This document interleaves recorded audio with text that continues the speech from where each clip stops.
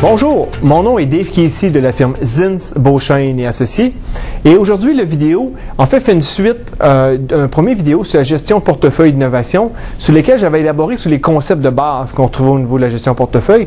Celui-ci vise beaucoup plus un modèle qui est proposé, qui est le modèle des paniers stratégiques.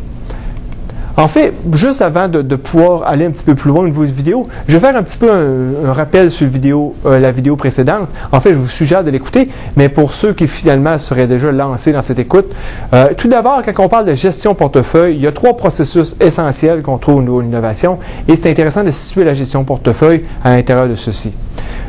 La gestion portefeuille est vraiment l'activité stratégique au niveau de l'innovation qui vient se rattacher à un processus qui est beaucoup plus tactique au niveau de génération d'idées ou ce qu'on va appeler l'innovation en amont. Par la suite vient se connecter le processus qui est un peu plus de gestion de projet, le processus de gestion du développement de l'innovation en tant que tel.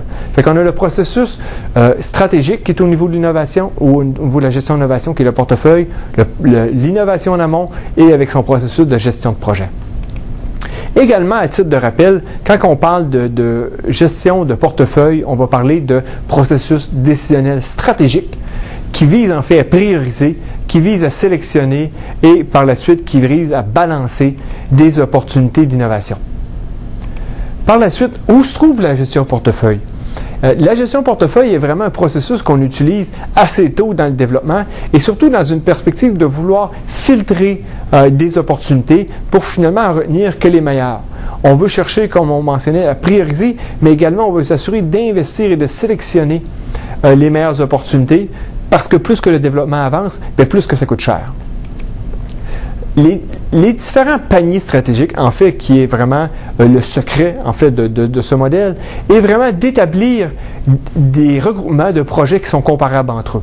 C'est-à-dire que si je prends un exemple de manufacturier de meubles, j'aurais, par exemple, des opportunités pour les salons, j'aurais, par exemple, des opportunités d'ameublement pour les salles à manger, des opportunités d'ameublement pour la chambre, des opportunités également d'innovation pour une nouvelle texture et également pour de nouveaux mécanismes. Ce qu'on cherche à faire, c'est de récolter ces différentes opportunités et venir les catégoriser sous les différents paniers.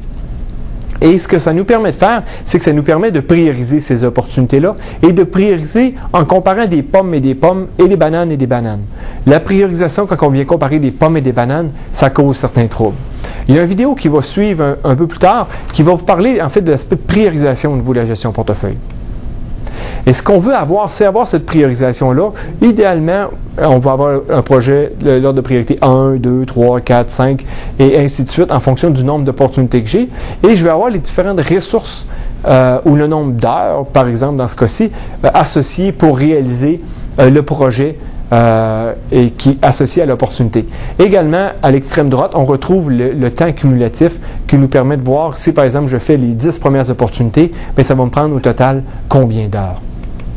Ce qu'on retrouve également, c'est qu'on doit finalement identifier un limitateur. Et le limitateur est souvent les ressources qui sont disponibles pour innover. Ces ressources peuvent être en dollars ou ils peuvent être en heures. En fait, on va souvent retrouver ces ressources-là au niveau des ressources de R&D parce qu'ils sont facilement quantifiables, beaucoup plus facilement que les autres ressources pour innover qu'on retrouve au sein de l'organisation. Ce qu'on veut faire, c'est qu'on veut, en fait, à partir de ces différentes ressources-là, c'est qu'on veut leur faire une allocation qu'on dit dite stratégique. C'est-à-dire qu'en fonction de ma stratégie d'innovation de mon organisation, c'est où que je dois investir, en fait, mes ressources qui sont précieuses, et puis pour être en mesure de réaliser ma stratégie d'innovation. Et en fait, l'allocation, ou en fait, sur une fois, est mise sous une forme de pourcentage, et c'est la forme la plus sérieuse pour concrétiser une stratégie d'innovation.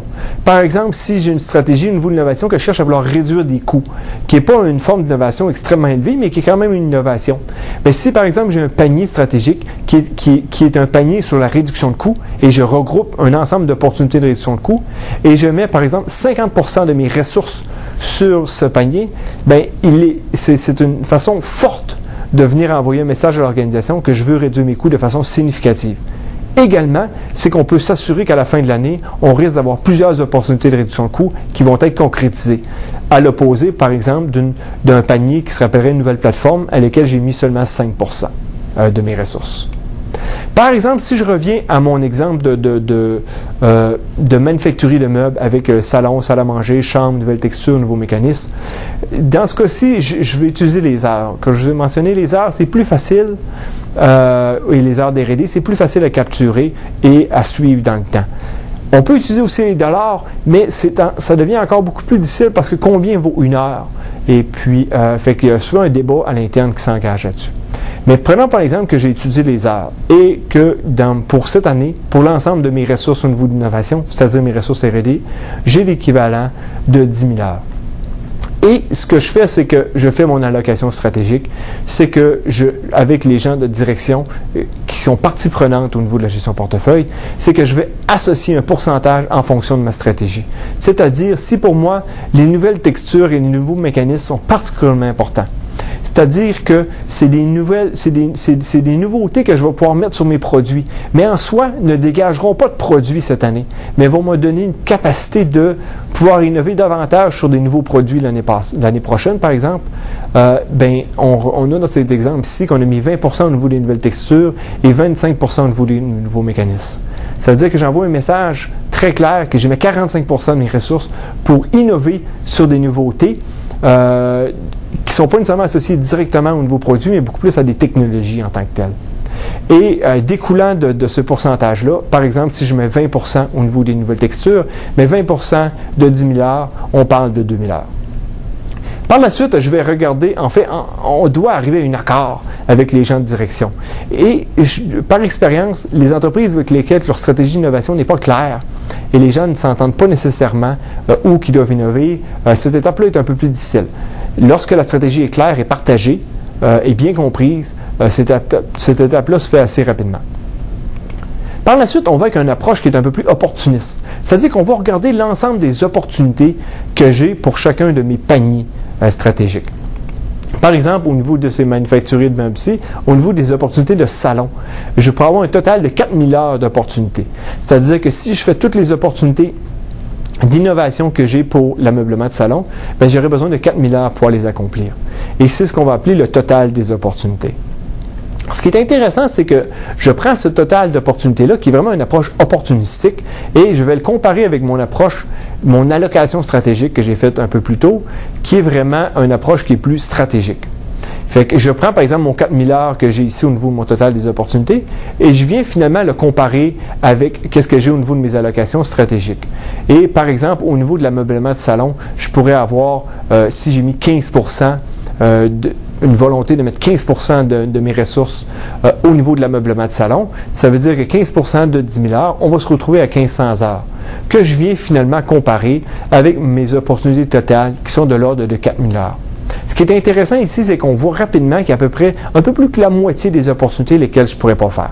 Ce qui en fait est une bonne chose, parce que si on a bien priorisé, et c'est la vidéo qui va venir un peu plus tard, c'est qu'on finalement on s'assure de faire, en priorisant correctement, que les meilleures opportunités sont en haut de la liste et que ça va nous permettre en fait de faire les meilleurs projets.